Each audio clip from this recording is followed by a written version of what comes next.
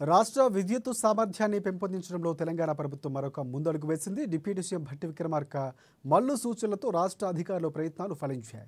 హిమాచల్ ప్రదేశ్ ప్రభుత్వం బూట్ విధానంలో 22 హైడ్రోకెమికల్ ఎలక్ట్రికల్ ప్రాజెక్టులపై ప్రతిపాదనలు ఆహ్వానించగా తెలంగాణ ప్రభుత్వం విద్యుత్ శాఖ అధికారిక బృందం హిమాచల్ ప్రదేశ్ను సందర్శించింది.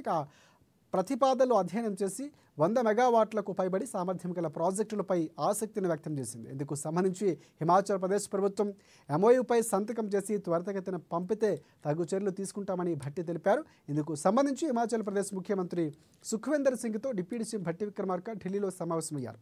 ఈ సమావేశంలో ఇరు రాష్ట్రాల ఉన్నతాధికారులు పాల్గొన్నారు.